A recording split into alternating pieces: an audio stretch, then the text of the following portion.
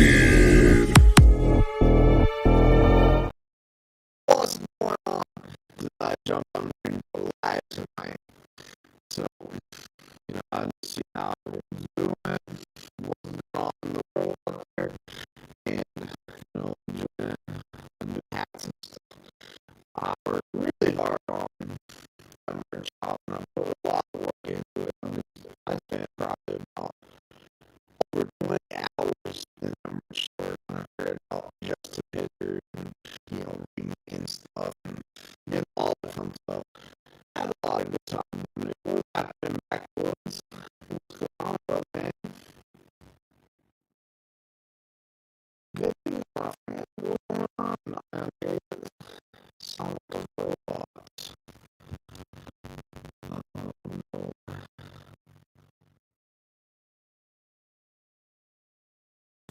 I don't know why I sound like a robot. Hopefully I don't sound too bad like a robot. Robot voice. What's going on here? Audio. Yeah, everything's good there. Here.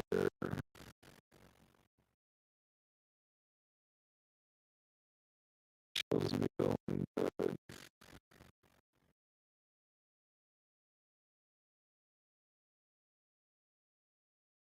Let's see if this helps out any. Hopefully this helped out some. I switched something. Hopefully that fixes it. So hopefully, I don't know why it would sound like a robot tonight. Yeah, many people are saying, "What's going on, Jeff? How's it going, man? Robot voice still sound like a robot a lot. I don't know why. I don't know what changed in here. Let me try to switch it.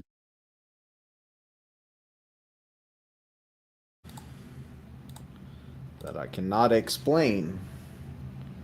There, I completely switched over to the other mic.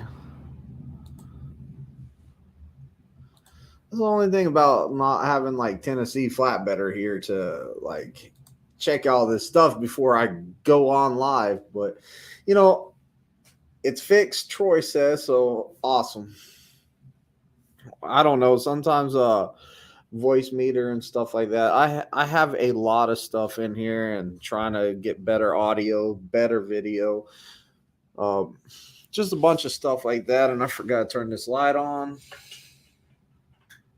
There we go. Turn that light on.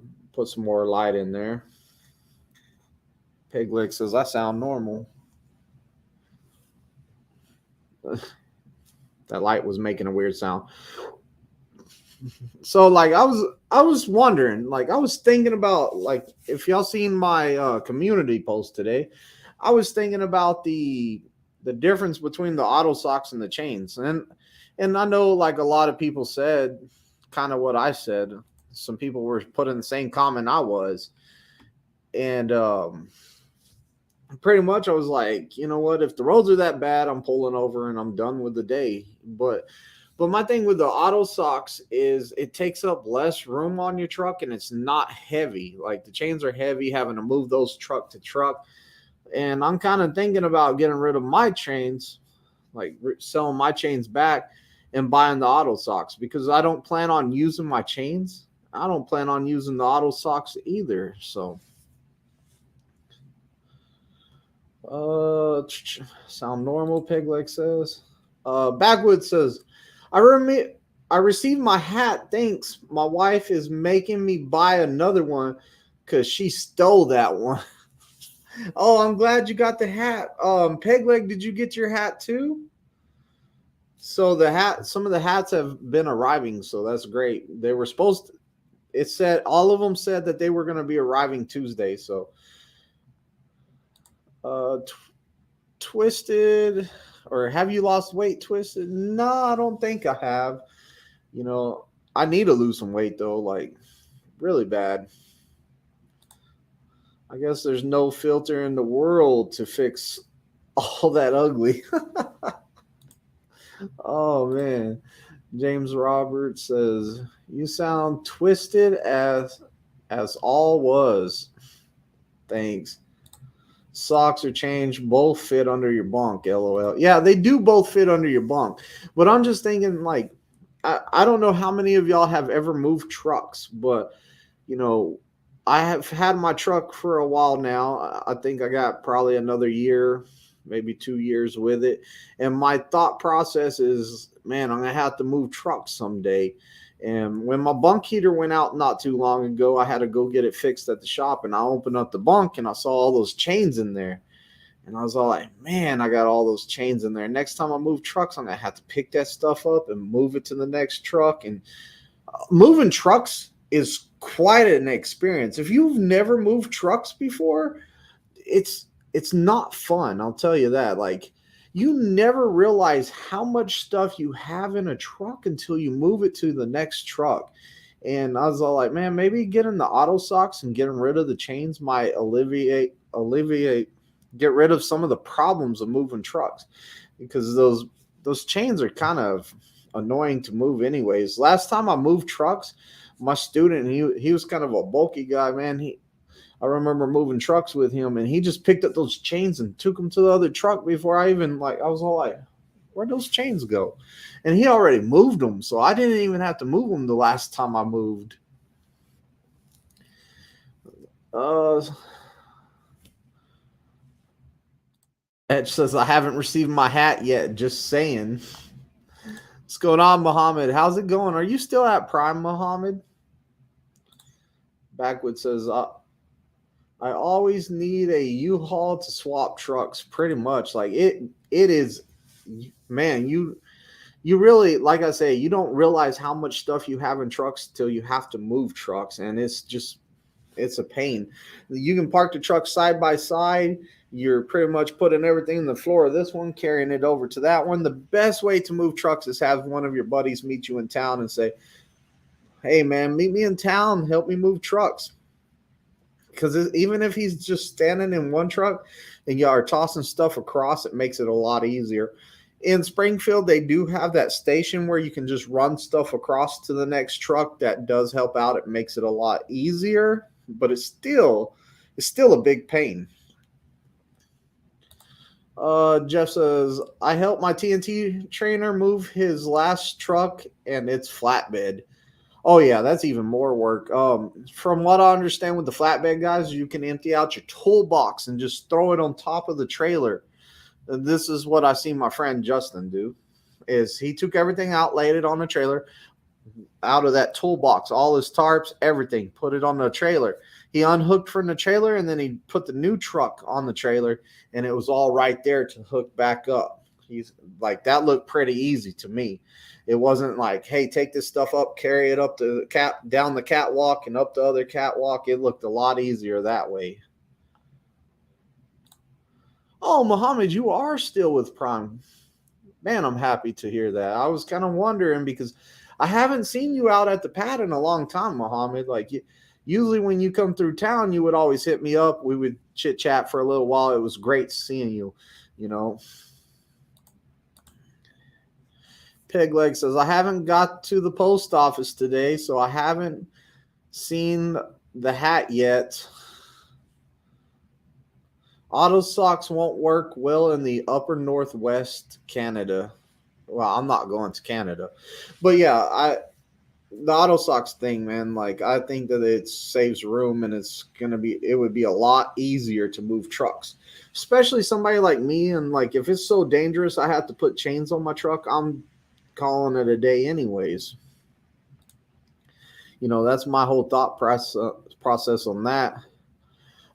Yesterday, if y'all seen the rant video, like, I was just kind of like getting some stuff off my chest, and I was reflecting on the year and thinking about the different students that have came through the program that quit on me, or one get sent home, stuff like that. It was just my way of, I guess, kind of venting about it. Like, I was kind of messed up. Like, I went over the road and like refusing to work is what I was getting. And I was all like, how do you come to a company and you refuse to work? Like any place you go out there, any job you go to, if you refuse to work, that's termination. Like you quit. You're not doing the job, like you quit. I don't get some people's mindset whenever they say, "Hey, I'm going to go work for Prime." I'm going to go to Prime, and then they get out here and they're just like, "I ain't doing no work. Nope, I ain't doing that." Oh, I got to do my pre-trip. No, I don't feel like doing my pre-trip. I'm not going to do that. I don't want to do that. Like, how do you get in that mindset that you think that you can come over here and not work? To me, it blew my mind, and it was just craziness. Like, you come to a trucking job where you drive a truck. Like, drive the truck, bro. Like, don't refuse to work. How do you think you're gonna get a job here if you're refusing to work? I never understood it. I couldn't get an understanding for it. The only kind of understanding that I could get is one time it was said, "Hey, I'm not doing all of your work. I'm doing all your work by driving, and I shouldn't have to do all your work." And I was all like, "Whoa, this this is how it works though. Whenever you're a PSD, you're doing the driving. That is experience behind the wheel. That is hands-on experience behind the wheel, and that's the main thing that you need for your test. Your whole entire first year of trucking, and this is what I've been trying to make a point here lately, is your entire first year to maybe your second year of trucking is all about getting that experience, becoming getting experience, learning the game, learning the ropes of trucking, learning how it works, learning what works best for you, how to make the most money out of trucking. It's not it's not like my first year I'm not going to be making a lot of money. I'm really here for the experience. I'm trying to like make my life better. I'm trying to figure out how these truck drivers are making these six-figure a year salaries. How are they getting six figures a year? And and I'll tell you what, like I'm a company driver. I'm a company driver straight up. I'm a company driver. I don't lease. I don't have a truck payment. I don't buy fuel like that's on the company. I'm not doing oil changes. I'm not paying for that. I am stress free. So I had to find a way, and I'm at Prime, right? Y'all say everyone says everybody says Prime is a starter company, right? So I'm at Prime Inc. over here, and like I figured out a way that I can make six figures a year. So I do make six figures a year as at Prime as a company driver. And it's possible, but you know what? I had to jump through some hoops and figure out the best way to make my money. And that's what the first year of trucking is. I mean, I think a lot of people can agree. Like you didn't start off into trucking and just start making six figures a year or 90,000 a year. You started off at the bottom and you worked your way up. I'll let you in on a little secret about being on fleets. So when you go to a fleet, you're at the bottom of the food chain down here. So your fleet manager, he's going to have that fleet for a while. His guys that started that fleet with him, they are up here.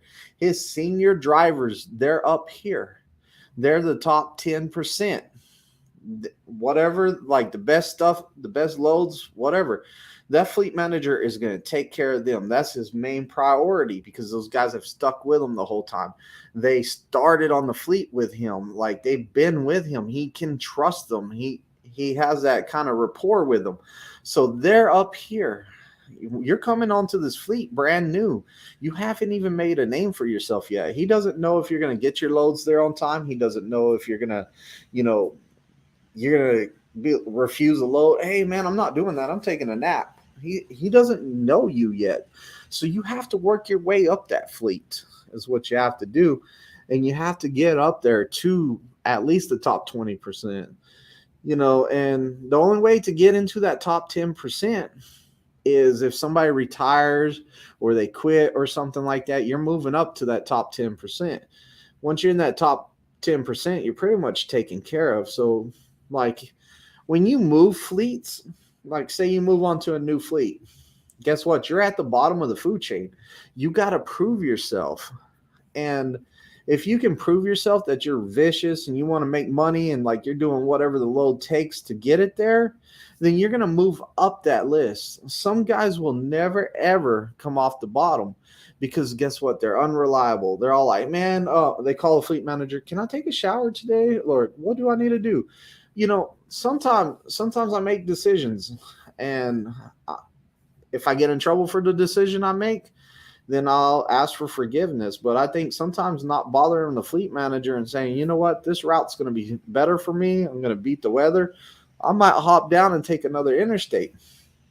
Did I go out a route? Yes. If there was a problem, then because of what I did, I'm going to ask for forgiveness. I'm going to be like, hey, I'm so sorry. I hope you can forgive me. Like, I learned my lesson. I'm not going to do this again. Like, you know, but the thing is, like, I'm trying to take charge in it and take care of it myself. I think that shows initiative instead of always calling the fleet manager and say, hey, there's bad weather on the 80. I can drop down to the 70. I'll still get the load there on time and I'll miss the weather. Or I'll drop down to the 40 and I'll miss the weather and I'll still get my load there on time. So, you know, it's just sometimes I think taking the initiative, handling your own business, being prepared, that's going to help you out in your fleet.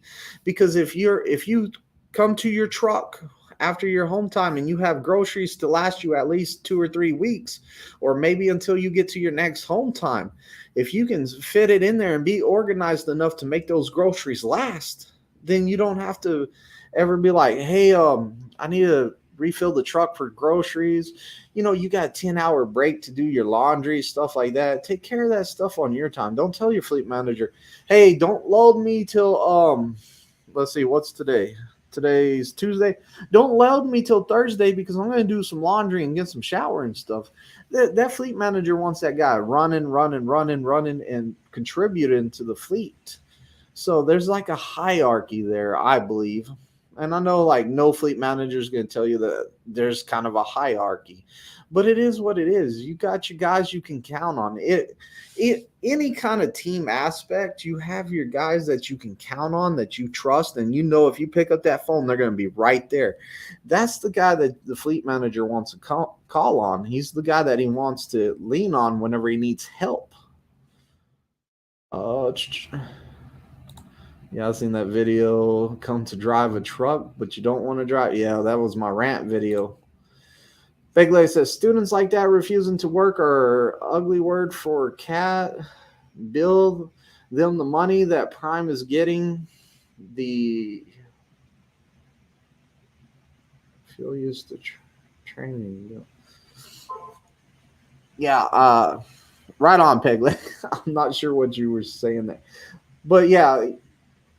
I agree, you know. Hey, and if they signed a contract, okay, so when you come to Prime, a lot of guys don't read that contract. That they're just doing their CBTs and they're signing stuff, right? You need to read that contract that you sign, because it does not say if you get a CDL, you won't have to pay that money back.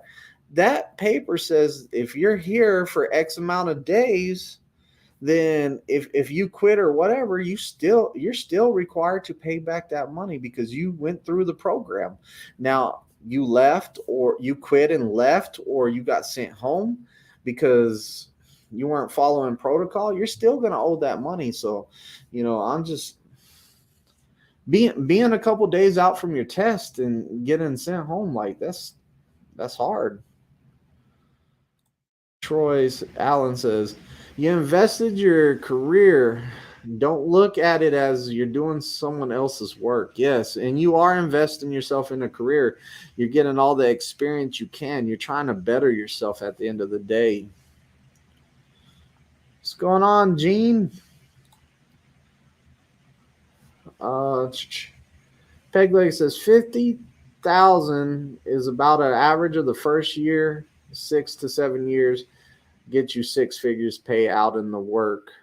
reap the rewards. Yes, and that's what I try to tell people. And I kind of am a little bit higher than peg leg because I think that there should be no reason a solo truck driver starting out shouldn't be able to make, I would say, 60K.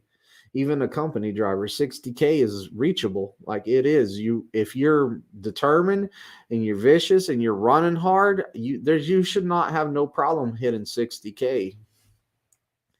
But yeah, your first years of trucking, you're finding out how to run a truck. You're finding out what works best for you. Sleep pattern, like, man, switching your clock around to take care of the load that you're trying to do. Like there's a lot of stuff that goes into it. It's not all fun and games. Like it's not, it's work out here. So your first year, you're finding out that, hey, trucking's work. And that goes for you guys that are retired. Like, I'm happy y'all want to do another retirement or you want to do something after you retire. But at the end of the day, you have to be motivated when you come out here. Like I feel bad for these guys. They come out here and they're retired and they come out here and they're all like, I just wanted to do something to twiddle, like instead of sitting at home twiddling my thumbs. I'm all like, man, you came to the wrong place. Like, you have to have everything in this. You have to be willing to learn. You have to be able to put out the work. And at the end of the day, those guys are kind of like, I worked hard throughout my life, man, and I worked hard to get my retirement.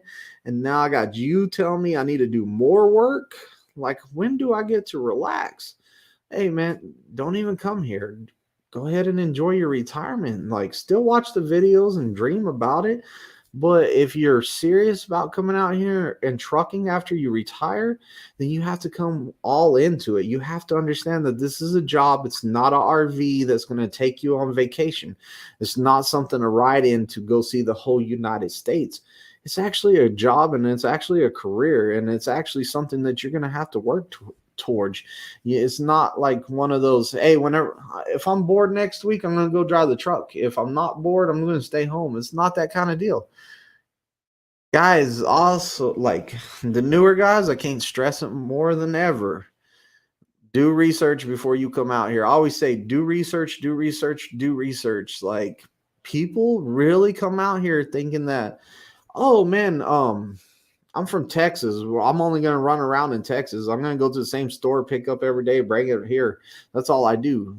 No, this is over the road driving. Like, you go everywhere. You go where the load is. You go where the load needs to go. Like, it's over the road. Oh, I missed something. Philip P says, how prime bonus prize working? Are y'all all drivers included to be part to win the truck? From what I understand is you have to be an A-seat driver of a truck. Like, if you have a teammate on it, your teammate's not going to be in the drawing, just the person in the A-seat. So that means TNT students, you're excluded. PSD students, you're excluded. I think it's just pretty much the A-seats, like owners of a bunch of trucks. If you're not in one of those trucks running it, your name's not going to be thrown in there. The person driving the truck is going to be put in there. Like, it has a whole bunch of stipulations and stuff like that.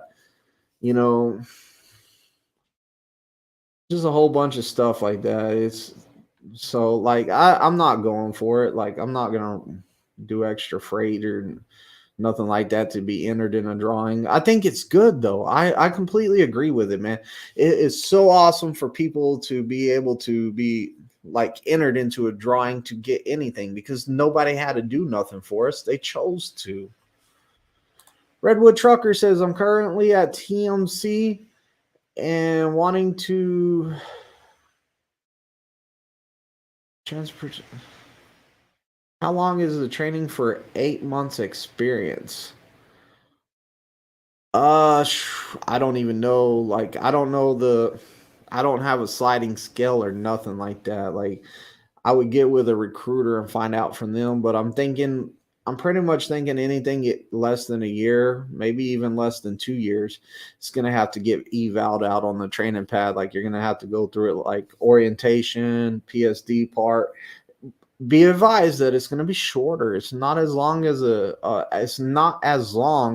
PSD student, because if you're good at backing, you could get somebody like me or Tennessee Flatbed or somebody like that will let you back between trailers out there, and we just sharpen you up back in between trailers and stuff like that.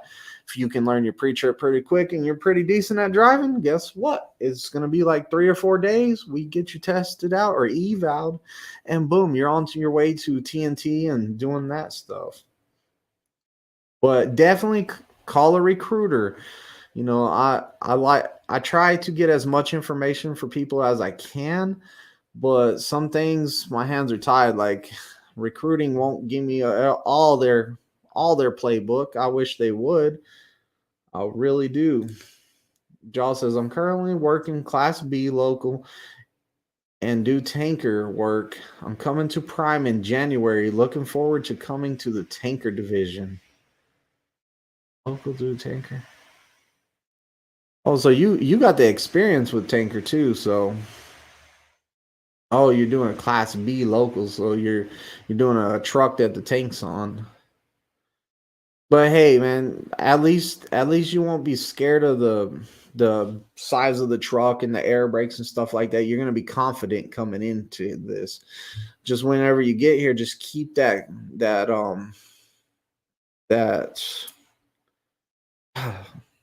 keep your head up, man. Don't let the big truck kind of startle you. You already kind of been driving stuff like that. This Coal Black says, love your channel. I'm starting Prime in January. Awesome. Like, man, more power to you. Like, nah, that thing ain't working. Try to do that, but that thing ain't working. Um, I think you chose a pretty good company. Like, I believe in this company. I work here, so I'm biased. I always say do your research, but I'm pretty sure that you're making your right decision at a good start at an awesome career. Troy Allen says, my dad always said you can relax when you're dead. Yeah.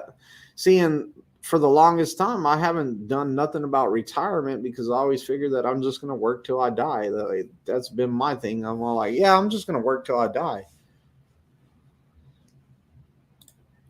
Backwood says, I love this channel myself, and I've been driving for 15 years. And Backwood, you have a good channel too.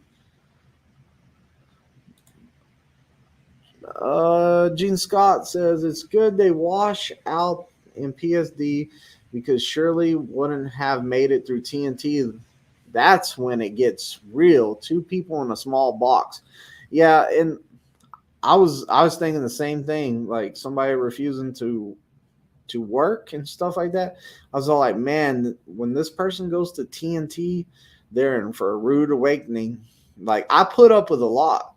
Like, I have a lot of patience. I put up with some attitudes. I'll put up with certain stuff. Now, don't get me wrong. Like, I dish out a lot. Like, I'm strict. I'm pretty strict out there. I preach safety. I'm strict on driving. I tell you everything you're doing wrong. You'll be frustrated out there on the pad, and I'll be like, just keep doing it, man. Just keep doing it. Chill out. Just keep doing it. Keep working on it. Like, I'm not fun in games either, but I can deal with a lot of stuff. Like, I can deal with people coming in late. I can deal with people not paying attention. I can deal with people not listening. It just takes you longer to get your CDL at the end of the day. But what I can't do is somebody that shows up to work, but doesn't do anything. That would be a never-ending cycle of not getting nothing done. Gene Scott says, when we get to where we're parking, I stay out of the truck till we leave to give him and me some alone time. Yeah, I don't blame you there. Like, I'm telling you, like, TNT is really hard. You got 2 grown men living in a truck, and it is hard. Your trainer's gonna wake up. He's tired. He's grumpy. When you wake up, you're tired. You're grumpy. When you go to bed, you're tired. You're grumpy. When he goes to bed, he's tired. He's grumpy. So, like, I had an awesome PSD trainer and an awesome TNT trainer, and I didn't even like realize how great my TNT trainer was till I got off of his truck, and like I didn't even talk to him for a while because I was all like, man, this dude was so wishy-washy. We're great friends now. We talk on the phone and stuff. Like we're great now, but through TNT, I was all like, man, I can't stand this dude. And then I would go on a home time and I'd be like, man, I gotta hurry up and get these miles finished because I gotta get away from this dude. And it what I found out is that it was just because he was tired and he was sleepy.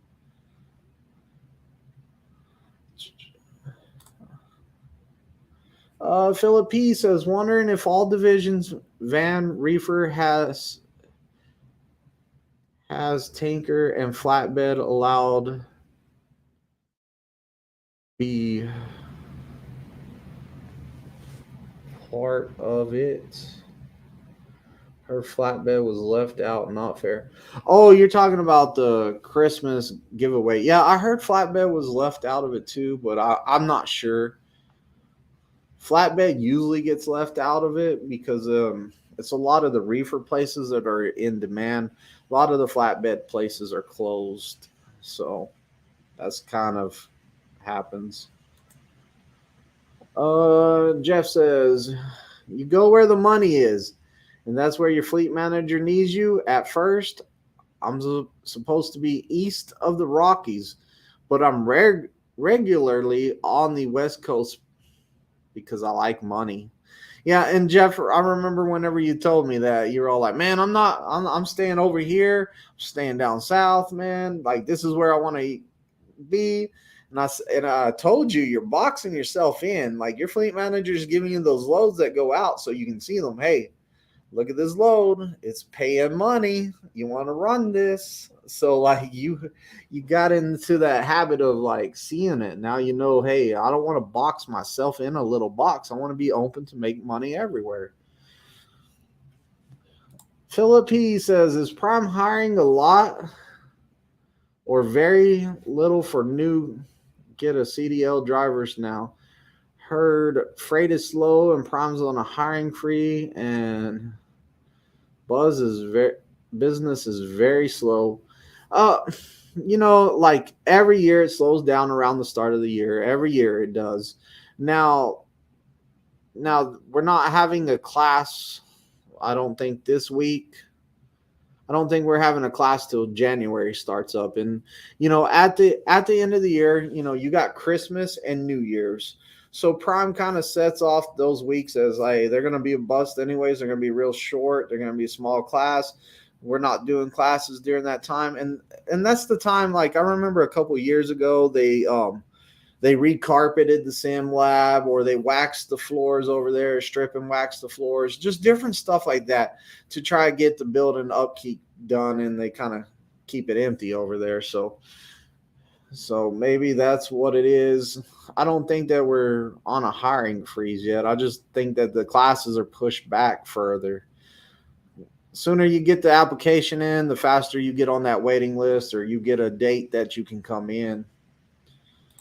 Pegleg says new students listen to your trainers and they don't want you to fail. And Pegleg's exactly right. Your trainer gets an incentive bonus for you passing your test. We get bonuses for you passing a test. We get bonuses for you staying at Prime for your year. We get bonuses when you get into your new truck. Like that is all incentives for us to be like, hey, let me try harder on make sure he knows this better. Like it's extra pay for us if you just take the test and pass it one time because the bonus is bigger. If you fail it, we're going to lose some money on it. Now, at the end of the day, we understand nerves happen, whatever. You fail it, we keep you longer, we work with you more, we make less money. But at the end of the day, we still want you to pass. Like our goal is to get you a CDL. Like our goal is to set you up to be successful. Our goal is not to like, hey, I tested this guy out and I got paid for it and I don't care about them after that. No, we care. Like they give us these incentives to like, hey, if you need anything, call me. I will help you out. And I do. I help a lot of my guys out. Some guys call me up after TNT. They're all like, man, my TNT trainer didn't tell me how to do this. How do I do this? And I'm all like, here's how you do it. Or they'll call me, hey, I don't know which way to slide my tandems. Well, what's going on? Tell me what your weights are. Okay, you need to slide towards the heavier side. Just different stuff like that. I still try to help my people out. Gene says, Twizted does get loud on the pad sometimes. Yes, I do. And a lot of people, if you're on the pad next to me, you're all like, man, he's yelling at his students. Really, I'm all like, yo, look in front of you, drive up there. Yo, why are you not reacting? Turn the wheel. Like, I'm trying to get your attention to try to tell you from a distance. So a lot of that is like me hollering, hey, do this. Hey, do that. Like me giving instruction. I'm hard of hearing with the truck running. I can't even hear my students. A lot of times I'll be at the door. There's been times I turn off the truck. I'm all like, set the brakes, turn off the truck. I would be like, hey, I don't want you to think that I'm yelling at you. But the truth is, I need to tell you all this stuff. I'm going to tell you all this stuff, and boom, we're done. So, like, I tell them everything that they need to do outside the truck because a lot of people will be like, man, he's just yelling at me. And everyone always says, man, when we're messing up, your face turns red and more vape comes out. And I'm all like, I don't know about that, but truthfully, I've only had a couple people that like really made me like got under my skin. And what I do whenever you get under my skin is I'm all like, grab your stuff, go to the room. So I just sent them on their way, like for the day. I sent them out to their hotel room, like, go to your room, just get away from me, go. And that's just a way to get them away from me for a while. So and probably they need a break from me too. They're probably like, I'm tired of seeing this dude, tired of seeing that guy out there with a nice beard, because I don't have a beard like that yet. So I'm tired of that. I'm leaving for the day. And the next day it seems to be better. Like I've had guys that they wouldn't listen in straight line back. I sent them, I would work with them for a while, work with them. They're not doing anything I said. I send them off for the day. They come back the next day and they're listening and they want to learn. Like sometimes it just takes that, hey, just leave for the day, man. We'll try again tomorrow. Some people have off days. Some people have, good days, bad days, whatever. Miss Cole Black says, I have to redo my application because it was done back in November. I have a recruiter I'm working with. Is it okay to use your code, even though I've done an application? Yes, it's fine. You can call your recruiter and give them my referral code up there somewhere if you feel like it. Like I'm not twisting your arm over here. Like if you feel like it, do it. If you don't feel like it, it's cool. You still chose Prime. That at the end of the day, that's what counts. Philip P says, is mileage required now? 50K, 50,000. Yeah, it's up to 50K now. Hey, Matt B, what's going on, Matt B? I put Matt B on my friend Jesus's truck, and they got along great. Matt B finished that TNT super quick, man. He was out there. He was vicious, running hard. Finished that TNT so fast, and they had a great time. Greenwich, really? Greenwich is all like, hearing loss is a sign of old age. I'm getting there, man. I'm getting there. Everybody already thinks I'm like 50 because they see all this gray hair in my beard, and they're all like, what are you, like 50? You're 48, 49? I'm all like, God dang. I'm 38 years old. I'm not no 50.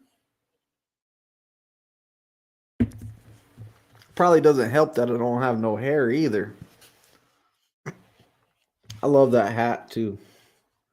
Love the stitching on that hat. My bad, I squirreled. Like Gene Scott's even like, Greenwich, I can't believe you said that. Philip says, is the TNT needed 50K miles now? but only training miles count. So gonna have to run actually 100,000 truck miles. Is that correct? No, that is not correct, Philip. You have to do, the truck has to do 50K dispatch miles. So as every check stub you get at the bottom of it, it's gonna have, or actually it's at the top in the middle, it's gonna tell you like your pay. It's going to have this block of the loads that you did, and it's going to have your miles totaled up. It's going to have your empty miles and your loaded miles. You can add that together. Let's see. Actually, I did a lot of miles the last week, so I can kind of show you a little bit. Where is my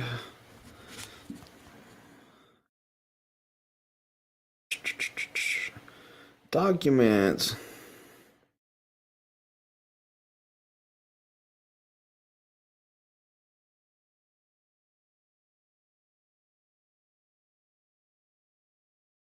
What is this?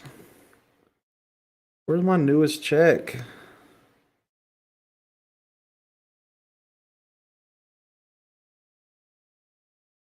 Okay, let me go to my email. But I'll show you the mileage soon as I find this email. There it is.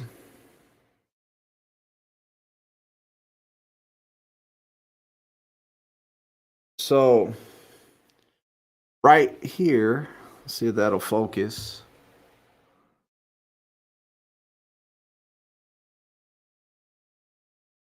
Right here, it talks about mileage. I guess you can't really see it. Yeah, that's no good. That's probably the best I'm gonna get it. But you have your mileage, and you come down here, and it's gonna have your empty, your loaded, and your total mileage. So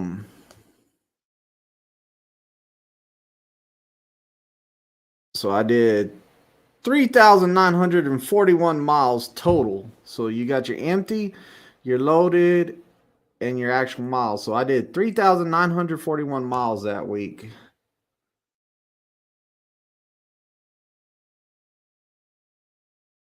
And my pay, I can't even show you my pay because I got a lot of stuff on here that's, yeah, I can't even show you the pay on that because it's not going to be what a regular driver would make as mileage, because I have a lot of bonuses on here. The gross is roughly, I would have to subtract some of this stuff out. Probably gross, it was about 1,800, because I gotta take a lot of these bonuses off of here, different bonuses and stuff. I had to take those off of there, so about 4,000 miles, 1,800, 1,900, something like that. But yeah, just keep up with your mileage, your total mileage on your check right there, and do that.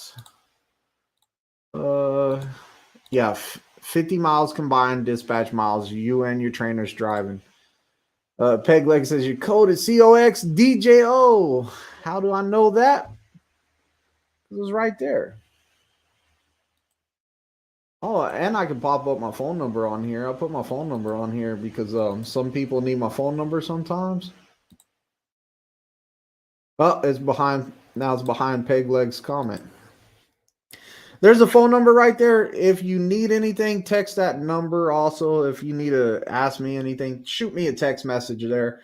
I don't answer it, and sometimes it takes a while to get back to you on that phone number, but there is a phone number that I'll text you on it whenever I have time. So I check it like pretty much every morning and periodically throughout the day. So if y'all ever need anything. Greenwich says he's only 39. Trucking's a hard life.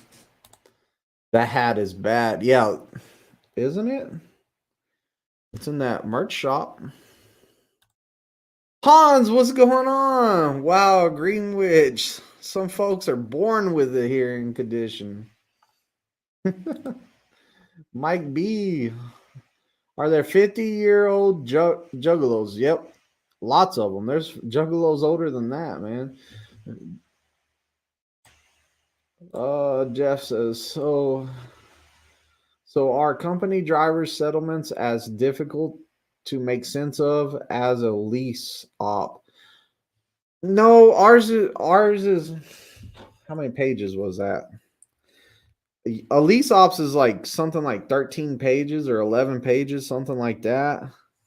I zoom all the way out, it's only 3 pages. The top page is our mileage and stuff like that. It has our mileage. It has our taxes on it. It has our travel allowance. Yeah, I mean, travel allowance is good. They gave me $315 for travel allowance. I used to say that whatever they give you in travel allowance is pretty much how much they took out your check for taxes, but nope, they taxed me way more than that. And then the very last page, or actually the second page, is like all your stuff they take out your check, like 401k, wage events, health insurance, dental, Omaha Mutual, whatever that is. Some other stuff they take out, whatever they take out. And then your last page of your settlement is like your yearly stuff. So like you got all your yearly stuff, like how much you paid into your 401k, how much you've made off of miles, how much you made off of referrals, how much you made off of training. Just different stuff like that is on the last page. It's pretty easy to read. You can kind of get a good idea of what your check's going to be. My teammate used to be real good at figuring out how much our checks were. He was almost to the nickel, and he was real good at figuring that out. Me, I'm pretty much like, I look at it, make sure the miles are good, make sure nothing looks funny, make sure all the pay is on there that I'm supposed to get. If it looks good, I don't question it. I trust Prime. They have messed up before. They messed up in my favor. They overpaid me before, and then they also have messed up by not paying me what they should have. And they've always been good about fixing it. Does company drivers get paid for empty miles? Yes, we do. Definitely do. David Grant, what's going on, buddy?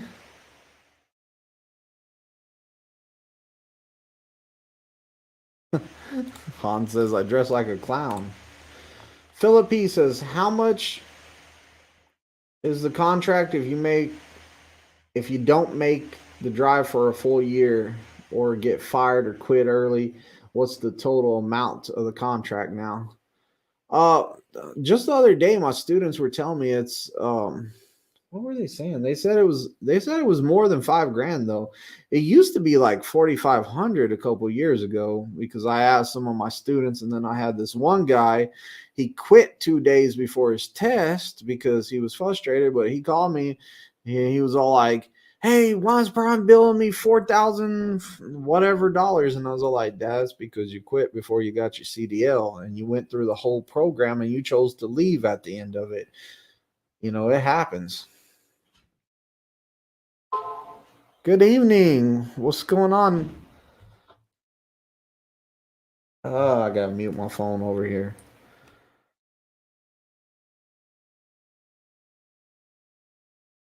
I don't know why it was going off.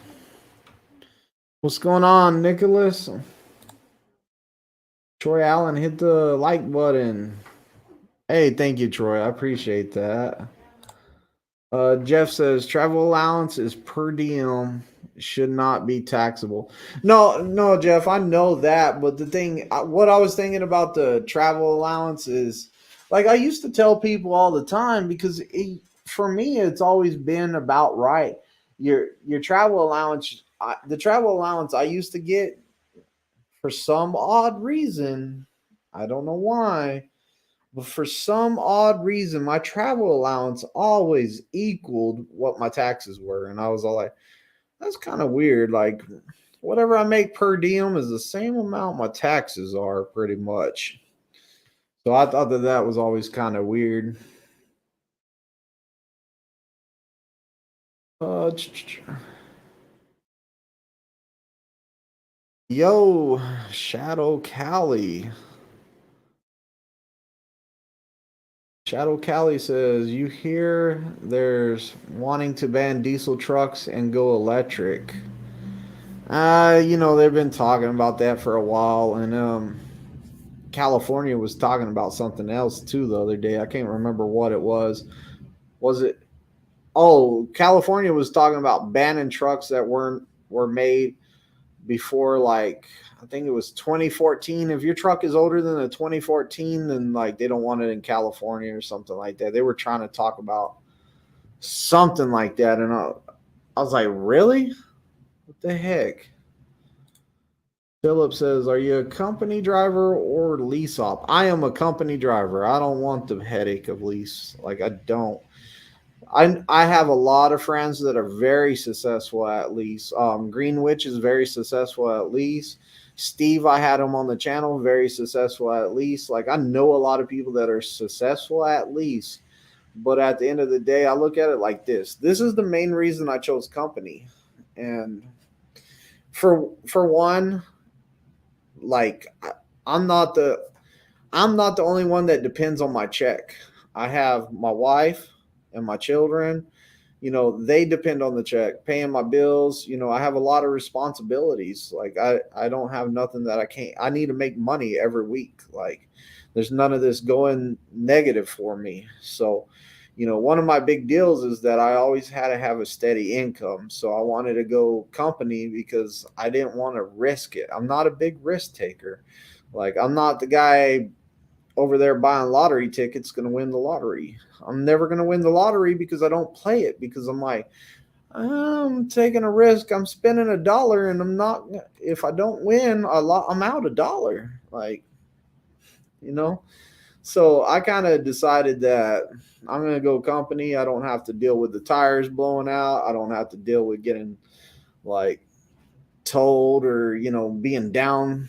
I get the layover pay, like all that stuff. Like, I don't like risking everything, and having a truck payment to pay. Like, to me, it just, in my situation, I've done my research and it doesn't make sense for me.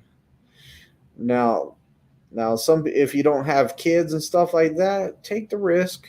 If you feel like it's going to be best for you, take the risk, do it, and see what happens. I highly suggest everyone go company before they do it for a little while, just to get your feet wet. You're brand new to trucking. You need to see, you kind of want to make some mistakes, not on your own dime. So don't make the mistakes on a brand new lease.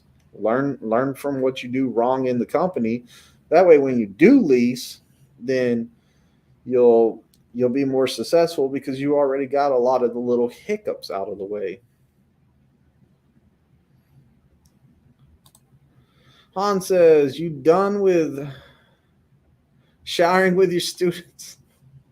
I never showered with a student. So, but that was a crazy shower. Hans is talking about that short video I made where I was north of Kansas City, and I went into the shower and it had 2 shower heads, and I was like, what the heck is going on here? But I guess it was for a husband-wife team shower. But I did a little video. Which shower head do I need to use? Gene Scott says, in my opinion, we work for a great company. So glad to be here and work for a company who really tries to make drivers happy. I mean, they even have a driver's board and they have meetings and listen. The dad meeting, like, it's good that we have a driver's board, the dad meeting and stuff like that. I have never ever been on it, but I don't know. I don't really see too much changing from the dad board. I don't know. Maybe I need to join it so I can really speak on it. Like, be like, hey, you know what? I went in there and tried to get changes for people, and it didn't work. But I've seen some suggestions in there, and I kind of get that answer of like, we don't have money in the budget for that. We don't have money in the budget for that, or stuff like that. They respond back like that, and I'm like, I don't know. I do like that they do have a driver's advisory board, the DAB. I do like it. Maybe they make some changes. Maybe they don't. I don't know. I've never been behind the locked doors.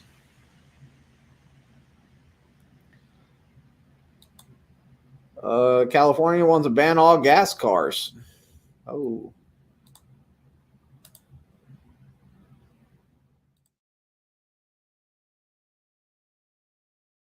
Philippi says, are most trainer lease ops or owner ops? Aren't you nervous worrying training new rookie students use your truck, get into an accident or bang it up? Who's gonna pay to fix that?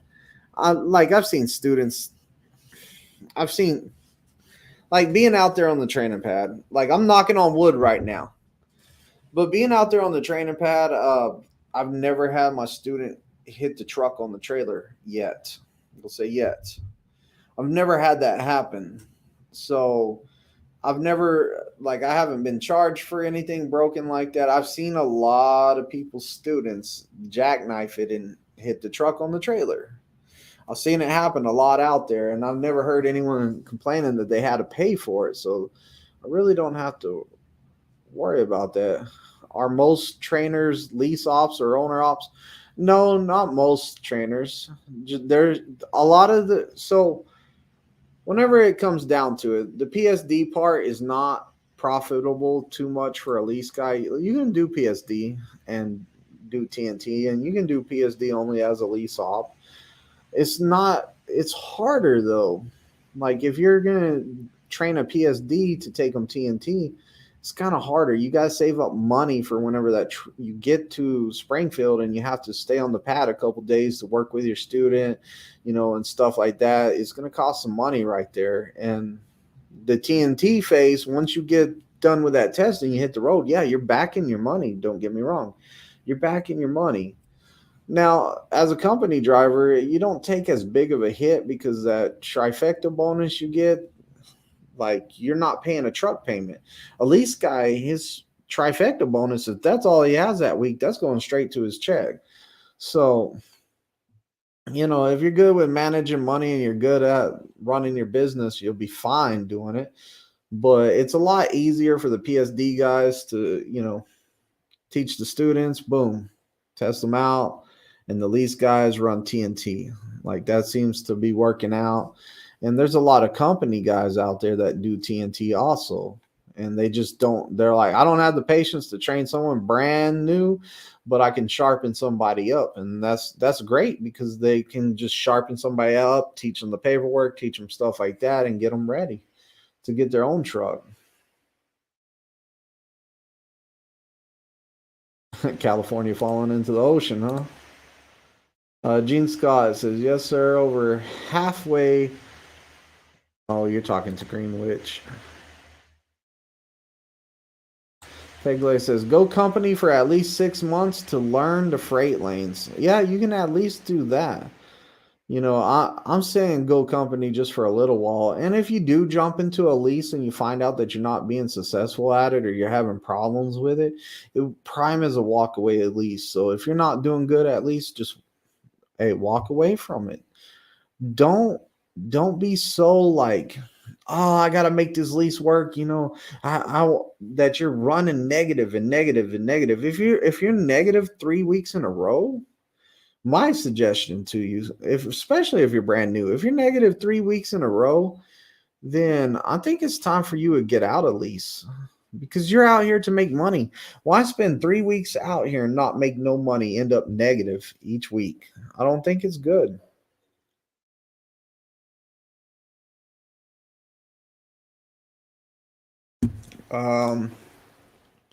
Make your mistakes on the TNT truck in someone else's truck. Right? If you're still messing up, it's going to be expensive. Yes, it will. Pegleg says the dad put The locks all trailers or get in trouble policy. That's always been there, man. As long as I've been at Prime, it's always been lock your trailer. We've always have done that. Greenwich says, of you train them right, I think he meant if you train them right, you don't have to worry about them tearing things up. Yeah, exactly right. If you train your student right, then you don't have to worry about him tearing nothing up. You don't have to worry about him getting into an accident because you made him a safe driver. You made him safe at backing, like you made him safe. Now, you can teach somebody how to be safe over and over and over. You can tell them a million times. And it's up to him to practice what you taught him whenever he gets out there on his own. So I'm a big believer in that once he gets out there on his own, he has to practice what you've been preaching to him. Philip says, taking more about when out on TNT OTR training, students have to pay to fix the truck, get into accidents. Maybe an owner ops truck costs a lot of money from students. Students are not going to have to pay for nothing, Philip. Like, if you're a student and you're backing in somewhere and you hit somebody's truck or trailer because whatever the situation may be, it's not the student's job to pay for that $500 deductible his trainer is going to have to pay. That is not the student's responsibility. The trainer is going to pay that because he took on the responsibility of taking this guy on his truck. So he is responsible. It's his business. He took on a new driver onto his company. And another thing, what I hear is real popular right now is TNT students are paying for your own showers. Listen, guys, when you fill up the truck, your trainer has his fuel card, and once you put in 50 gallons, boom, that's a shower credit. Your trainer has shower credits. Those showers should be free. Like, maybe if you tell them, hey, wake me up when you're going to take your shower, man, I'll lose some sleep so I can get a shower. Like, they get credits on there. Students shouldn't have to be paying for their own showers. Your trainers should be able to get you home. You shouldn't have to buy your own plane ticket, buy your own bus ticket, get you a rental car. Your trainer should be able to get you home on home time. If he's not taking you home on home time and you're staying in the truck, make sure you're getting paid because you're available for dispatch. You're not at home. He stuck you on the truck in the truck stop or somewhere. I've been hearing a lot of stuff going on like that right now. I don't really like it. David Grant says, with other companies spent the time and the effort training these students, was talking to a student the other day at another company. They sent him with a trainer, and trainer basically said, drive until I say stop. He said he was thinking of quitting because he's too nervous driving. David Grant, let him, like a guy like that, if he doesn't want to drive, man, let him quit. Because at the end of the day, his trainer, and I'm going to tell you how I am. I'm going to straight up how I am. I'm going to tell you, hey, you're going to drive. I'm going to tell you first day, before we even leave, I'm going to say, hey, we're going to hit the road tomorrow. What we're going to do is we're going to go get groceries. We're going to buy food for the truck. You need to get your hygiene taken care of, get you a pair of shower shoes, get you a backpack to carry your shower stuff to the shower. Get all that stuff taken care of. We're going to hit the road. I expect you to drive as much as you can. If you're tired, you're fatigued or whatever, let me know in advance. Also, when you need to go to the restroom, let me know in advance. Most of the driving that we're going to do is pretty much all going to be you. Because you need the experience, you need to be behind the wheel. We run into different situations every day, and you have to be ready for that. So I make sure my students know, hey, you're doing the most driving. I'm also telling them we're building up your stamina. Like, we're here to work. We're not here to play around and hang out in the passenger seat and play on the phone all day. Like, we're not here to do that. We are here to work. And I also have rules like, hey, truck's running, no cell phone. So even if my student's in the passenger seat, the rule is no cell phone. Like he's not going to be on his cell phone. He can be, if he's going to be over there in that seat, he's going to be studying pre-trip, or watching how I'm driving or learning from the way I'm driving. It's not playing around in the passenger seat on a cell phone all day. We got too much work to do to be playing around on a cell phone. But somebody like that, that's like, oh, my trainer is making me drive all the time. Yeah, you need to be driving. Like straight up, you need to be driving. Like I said in the instructor's class down there, the new instructor class, like every week, I'll go in there and I'll listen to it. And I'll listen to them, and they're all like, hey, we're having problems with trainers not letting their students drive. You got to let your student drive. Heck, we want your student to do every mile until you get back. If you can have your student do every single mile on the way back, that's more experience for them. Let your students drive. So we're getting people complaining that they're not getting enough drive time out there. Like the student needs to drive. He needs that experience. The student needs that experience of backing. Also, let your guys back over the road. Like if you're out there, let them back. There shouldn't be these excuses of, I'm not going to let you back while we're over the road because I'm going to teach you on the pad, and on the pad it's a completely different way. No. Let your student back out there. When you bring them back to the pad, you can break those habits. You can have them back however you want on the pad. Like they're there, they're going to listen, they're going to follow instruction. You're giving them the tools and the steps that they need to pass their test. You're teaching them how to pull up to pass the test. Like you are teaching them everything they need to know when you're back to the pad. If anything, you might make your job easier. Say they're out there and they're getting it down, they're backing good. When you get it back to the pad, you might be like, hey, can you put it in that lane over there? And they're going to pull up and just put it in there. And guess what? You don't even have to teach the points. You give that guy that opportunity. See what he can do. You might just have to sharpen them up going around cones and down lines. Guess what? That makes them even stronger whenever y'all do go back on the road on TNT. So definitely let your students back out there. Troy Allen says, I just bought the hat you're wearing at the merch store. Yeah, Troy, that embroidery. Like you can even see the hairs of the beard, like the scruffiness of the beard. I bought a hat from I bought one of the hats from, what's it called? Lids. I bought one of the hats for Lids, paid $80. And the beard was just like a puff. Like it wasn't as detailed. The letters didn't look as nice. Like this company that's doing my merch, I am super impressed. Like I just ordered some more stuff from there. I have another package. I think it said it's getting here January the 8th or something like that. It does take some time for shipping, but I got another package coming in with more merch January the 8th. I'm probably going to be walking around the terminal with stickers. Like if somebody comes up to me and they're all like, hey, you're Twizted Big D, I'm going to be like, boom, here's a sticker. Or, I'm going to probably buy some extra hats and some extra shirts and stuff. And like somebody comes up to me, hey, you're Twizted Big D. I might have some of it on me and I might be like, hey, here you go. Like, do me a favor though. Let's do a video about what you really think about this merch. Is it worth it or not? That way you can get some other people's opinions on like, and like straight up, like I'll be like straight up, if you think this is trash, let me know and tell me why, because I'm always looking for ideas. Like I'm picky on hats. Like I'm not putting my name behind any hat for the longest time. These hats right here, the giveaway hats, they are bought off of, I bought them off of Amazon in these big packs, and the first ones came in and I got the first pack and I was all like, those hats are not good. I got rid of them. I didn't like them. The second time I bought hats was from a different place. And I was all like, oh, these hats are sick. So like, I was like, I'm going to keep getting these hats, and they're nice hats.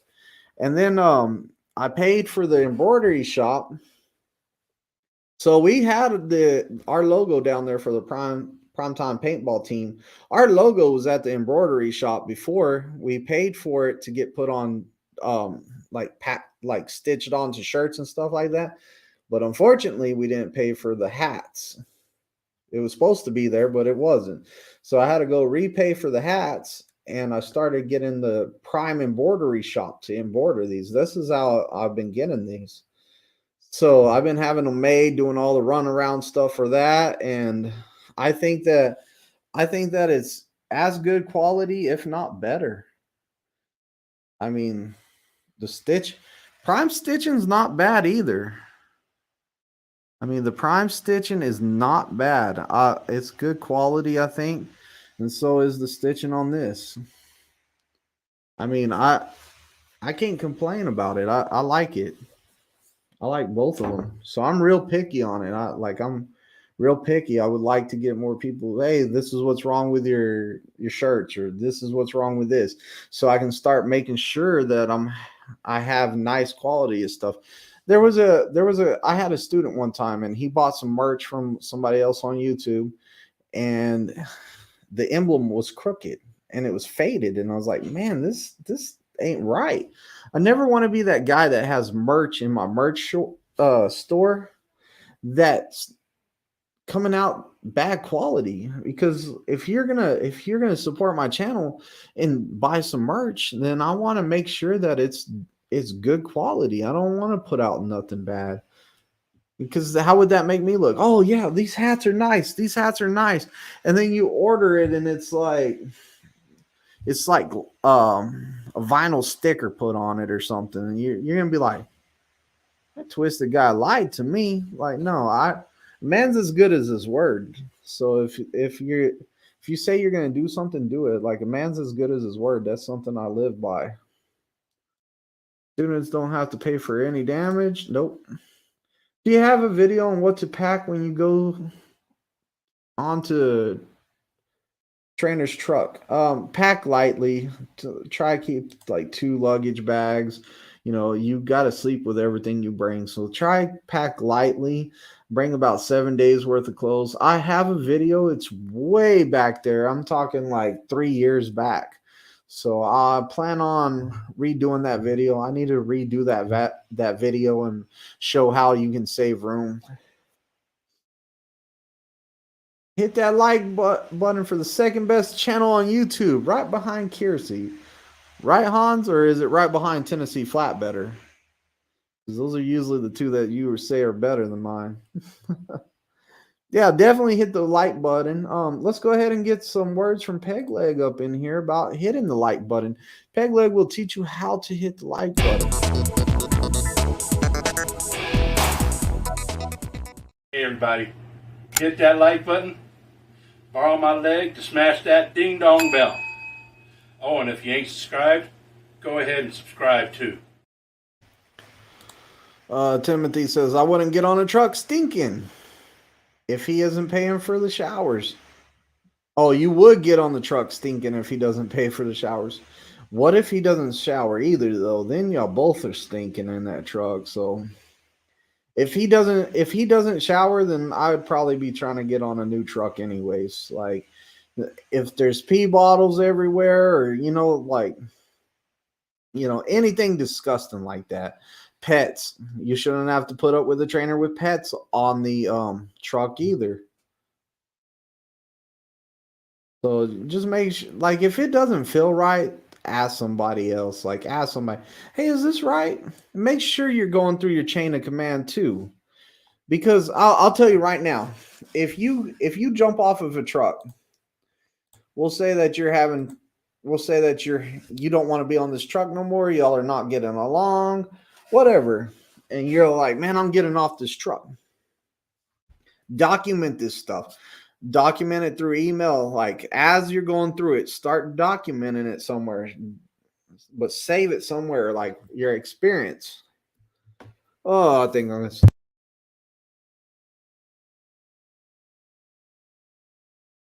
Bless me. Sorry about that. But document everything you can. Document everything you can and make sure you write it all down and you're in touch with your fleet manager. Let your fleet manager know what's going on. Kind of keep him updated. That way, if something goes bad and you have to get off that truck, make sure that you call the fleet manager and you stay in touch with them, and make sure they don't try to separate you for any reason.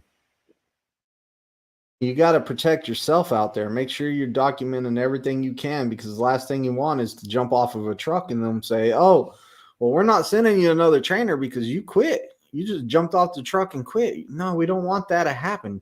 Document everything. If it's so bad that you're going to get off the truck, like you're like, "Man, I'm getting off this truck at the next exit. I'll take a rental car home, whatever." Don't just jump off the truck. Make sure you get with the night dispatcher, whoever. Call them up, get their name, document it, write that stuff down, send it to your fleet manager email, whatever. But you got to start telling people before you get off that truck. Don't just get off that truck and be like, "You know what? This dude pissed me off. We're stopping up here in 40 miles at that exit. Find a rental car, got a rental car, get all your stuff and just jump off the truck, get a rental car home and be like, I'll deal with it tomorrow." No, you're not going to have a job. Like, that's quitting right there. You got to make sure that somebody knows what's going on, and you have to document everything. Like, keep up with that stuff. Han says, showers can be used as a team driver. No student should have to smell gamey because their trainer refuses to shower. Yeah. You know, showers, you should be able to get showers from the points from fueling up. Like, it's ridiculous hearing people having to pay for their own showers. It kind of starts to irritate me when I hit up some of my students. I'm buying showers every day. I'm buying showers, 2-3 times a week, and my trainer doesn't even shower. I'm like, what? He won't let you use his card to redeem the free showers? No. You might want to start asking them about that before you start calling the fleet. Like, you want to ask them for that. Like, ask them and be like, "Hey, man, if we don't start taking showers, like, I don't have money to pay for this. I'm making $900 a week before taxes and everything. I got to pay state tax. I have to pay federal tax. Like, man, I'm struggling, and you're over here making me pay for my showers." Backwood says, can't students get their own point card so they can get their own shower credits? Okay, they can, but if you're on a lease truck and you're not using his point card whenever you fill up, he's going to get mad because he's going to be like, "Those are my points. I pay for this fuel, blah, blah, blah." Like, it's going to cause issues. It's going to cause issues. He's going to be like, "You're stealing from me." That can cause a lot of issues, because I told a student one time to do that. I was all like, "Hey, next time you fill up, just use your point card. Use your points card, like, swipe it. And if he says something, be like, 'Hey, look, I need a shower. I'm tired of paying for these, so I got me a shower credit.'" That backfired. Like, my student got in a lot of trouble for that by the fleet manager, and it became a lot of issues. He ended up getting off that truck at the end, though. Han says, lots on a student to make it in trucking nowadays. Drive safety, backing without hitting stuff, proper way to use trip planning, and proper way to use Qualcomm. Yeah, getting out to look, it's a lot of stuff. It's not easy. Nobody ever says trucking's easy. My student today told me, he said, "Man, after doing this backing with you today, it humbled me, because I thought this was going to be real easy, and it's not real easy." Like, I had to humble myself, and it humbled me, and I was like, "Man, like, yeah, it will. It's not as easy as everyone makes it out to be." Like, a lot of people are like, "Trucking's super easy." No, it's not. It's the hardest but easiest job you have, I guess, is how you would explain it. Because, yeah, it's you're not under a bunch of stress, like a boss breathing down your neck. You're not down like those kinds of stress. You don't have that kind of stress. You don't have to look over your shoulder. Somebody's trying to get your job. None of that stuff. You're by yourself in a truck. You have to deal with your fleet manager, yeah, and you have to make appointment times. That's stressful. Sometimes you get stuck at shippers and receivers. That's stressful. But at the end of the day, that's little bitty things that stress you out. It's not super bad. But it takes a lot of work to get somewhere in this career. It's a dirty game. Trucking is a dirty game. You have to figure out how to work yourself to get what you want. Nice hat. I like the color stitching is very nice. Do people know you on the pad, your hat colors? Man, I have a lot of different hat colors. Like, I do. I have a whole bunch of different hats. But you know, I had to put my name on my hat because I got a lot of people would come up to me and they'd be like, "What's your name?" And I'd be like, Daniel. And they'd be like, are you on YouTube? Yeah. Oh, Twisted? You know, now instead of people just looking at me like they'll see my hat and they'll be like, "You're Twisted." You know, it kind of makes it a lot easier. Like I I got a problem with people staring at me. I'm always thinking like I'm a paranoid person. I'm like, why's this person staring at me? You know, so it makes it even more awkward with me because I'm all like, this dude's staring at me. And then finally he gets up enough courage to be like, "Are you Twisted?" You know, so now it's on the hat. So now we kind of skip that little awkwardness and, "Hey, you're Twisted." Yeah. What's going on, buddy? And I never know what to say to somebody.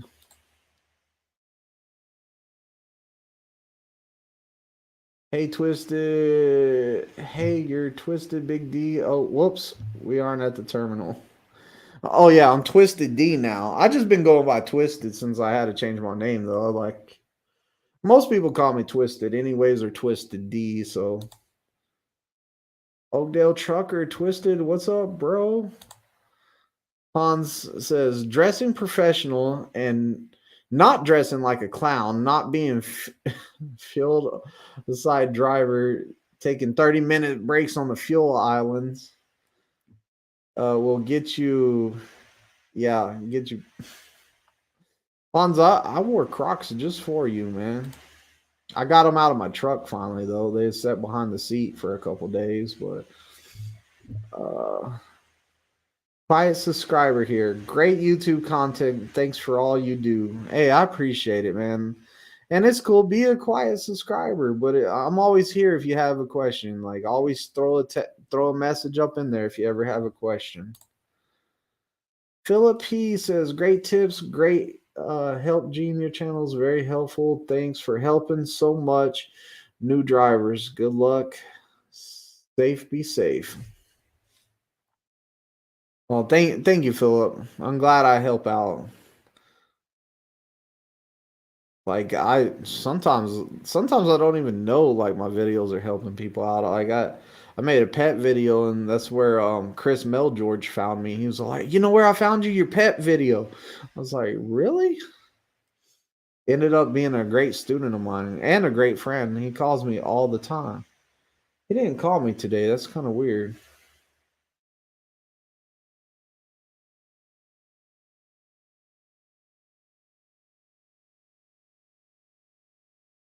Gene says people know him more for his shoes than anything.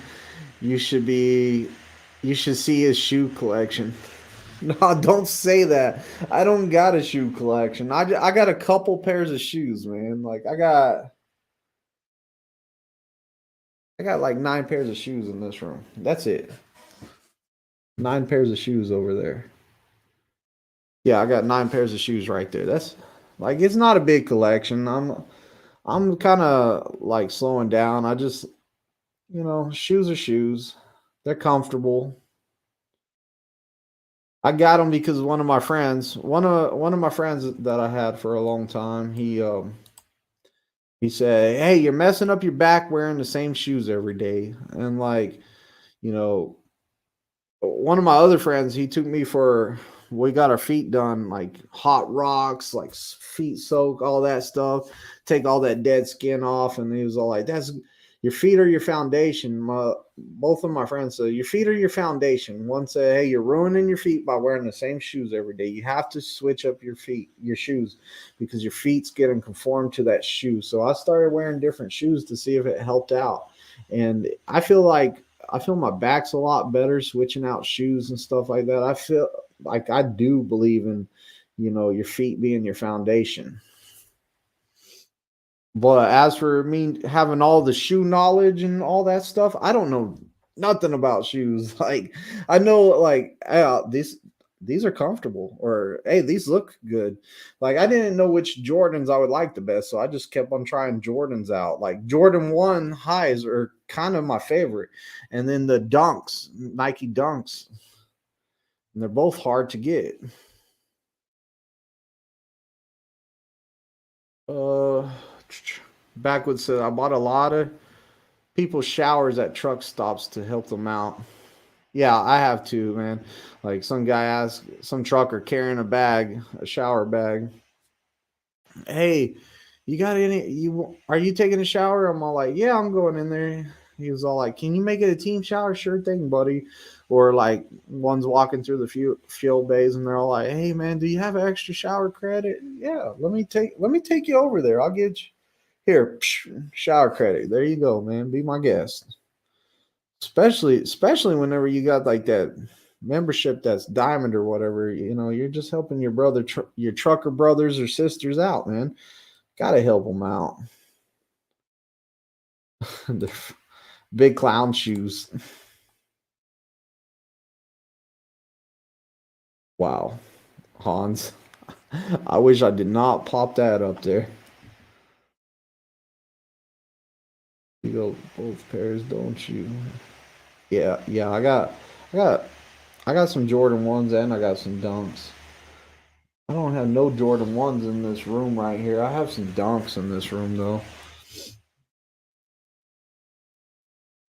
I'm not flashing even though I got a big mouth. Right on, Hans.